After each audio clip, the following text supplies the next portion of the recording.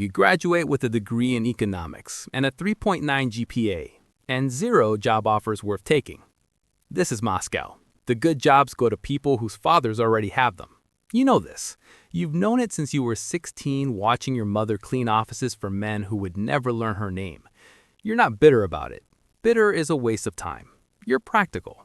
So you look at the city the way you learn to look at a market in university. Supply, demand, friction, margin. You ask yourself where the friction is lowest and the margin is highest, and the barrier to entry doesn't require a father with connections. The answer is obvious. It's always been obvious. You just needed to be practical enough to say it. You spend 6 weeks learning everything. Not from anyone, from observation, from the right questions asked carefully to the right people, from reading between lines. You learn the structure.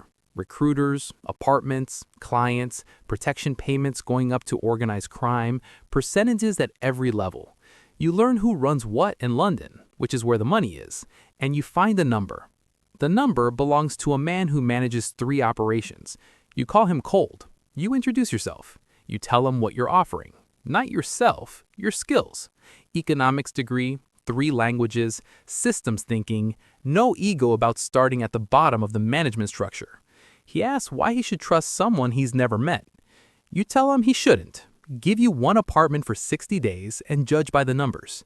He laughs. He says yes. You're on a flight to London the following Tuesday. The first thing you fix is the money.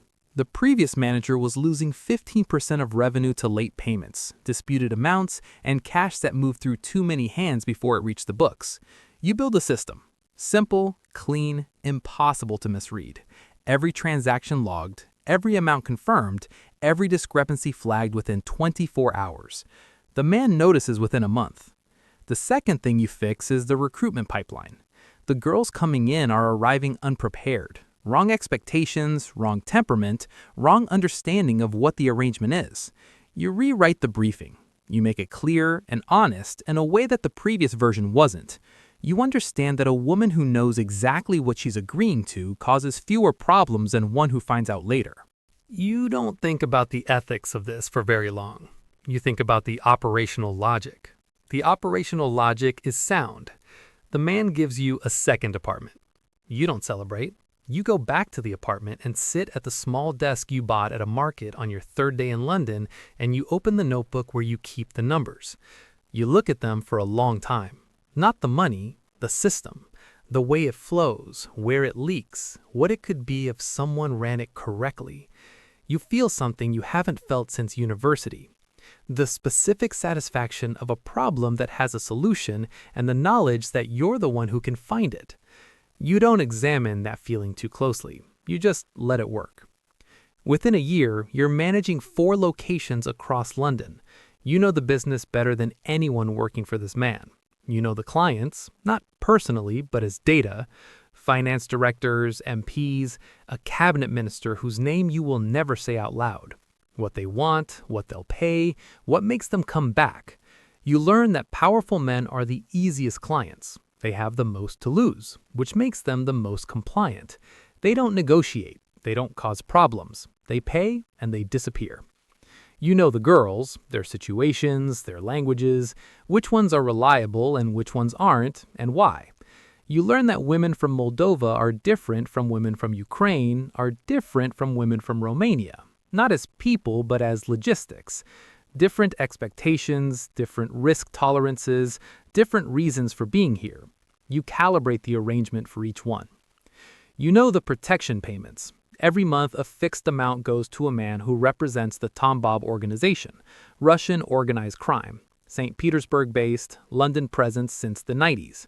You've never met the man above him. You pay on time, every time, and in return, no one touches your operation. That's the whole agreement. In this business, reliable payment is the same as loyalty. You're running a logistics operation. That's how you think about it. Matching supply with demand, managing relationships, keeping the numbers clean. The fact that the product is human is something you filed away in a part of your mind you don't open often. You make more money in a month than your mother made in a year. You send some of it home. You tell her you're in hospitality management. She tells everyone her daughter made it in London. This is true in a way that would horrify her. Sometimes you think about the version of yourself that stayed in Moscow, that took one of those jobs that paid in promises and spent the next decade watching the same people with the right fathers move past her. You don't feel superior to that version, you just feel distant from her, like she was someone you knew briefly who made different choices and went a different direction. You don't miss her, you're not sure you remember her well enough to miss her. That probably means something. You don't think about what it means. 2 years in, you go independent. It's a calculated risk. You have the client list, the operational knowledge, and enough saved to set up your own structure without needing the man's infrastructure. You also have a relationship with the Russian organization above him. You've been the one processing their monthly payments, which means you've been the one they actually deal with, not him. You have one conversation with the right person. You explain the proposal. You offer a slightly higher percentage than the man pays in exchange for direct authorization to operate independently in 2 territories. The answer comes back in 3 days. Yes. You never speak to the man again. You don't need to. Your operation runs differently from anything you've seen in this business. No debt bondage. You made this decision early and for practical reasons. Women working under debt are unreliable, resentful, and create legal exposure. Instead, you offer a clean arrangement. Fixed percentage, clear terms, no hidden fees. You can leave with 2 weeks' notice. Most of them don't leave. The money's good, and you are, by the standards of this industry, a reasonable employer. You know this is a low bar. You clear it deliberately. Your client base is corporate, finance, law, tech, government, men who need discretion more than they need anything else. You understand discretion the way you understand balance sheets, completely, technically, without sentiment. You've never had a client problem that wasn't resolved quietly. You've never had a name appear anywhere it shouldn't. This is your product, not the women.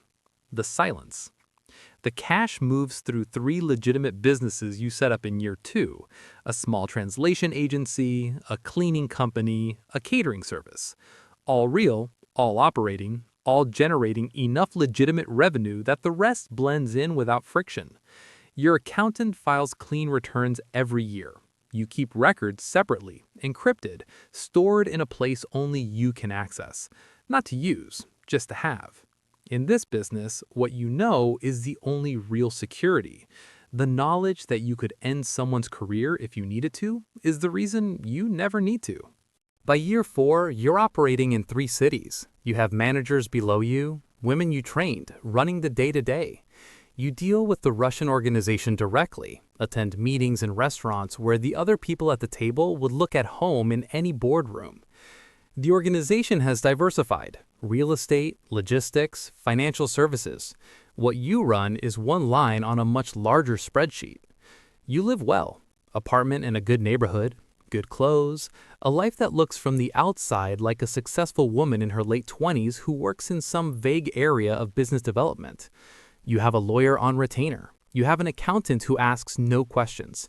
You have a phone that changes every month. You have built exactly what you came here to build.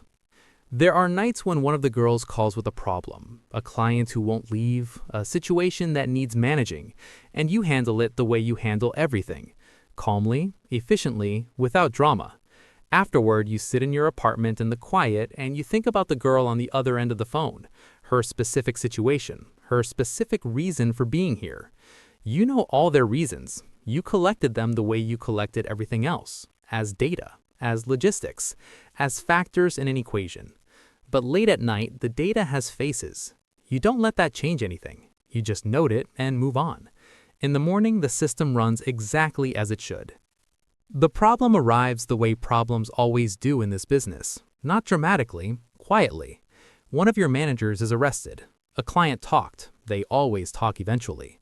Your manager's careful, doesn't know enough to connect back to you directly, but the investigation opens. Investigators start pulling threads. Your name isn't on anything. It never is. But the Russian organization calls. Lie low, they say. 6 months, maybe a year. Let it settle. You lie low. You watch the investigation from a distance. It settles. The organization calls again. You can resume. You resume.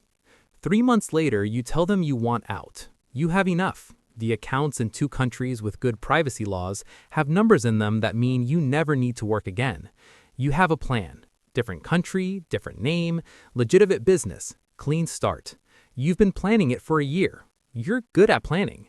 The man you deal with at the organization listens to everything you say. Then he explains some things. He explains that the clients you service include people whose names, if they appeared in an investigation, would cause significant problems for significant people. He explains that you are the only person who holds all of those relationships. He explains that the organization's exposure, in the event that you were ever to cooperate with anyone, would be considerable. He doesn't threaten you. He doesn't need to. He's just explaining the situation, the same way you once explained an arrangement to a girl in an apartment, clearly and honestly, so there would be no misunderstanding later. You sit with that for a moment. You understand exactly what he's telling you. You understood it before he said it.